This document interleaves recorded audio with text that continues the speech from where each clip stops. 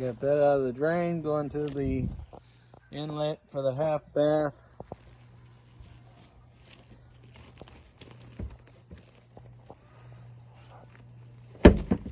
Septic is filled up with feminine product, roots, Tampax,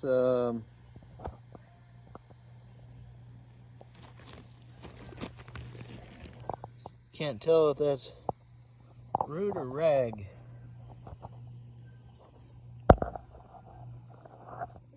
But the whole tank is filled with it. Pump is now running now that it's going into the other tank, and we're draining out into the leach field part for the sprinkler system to come on.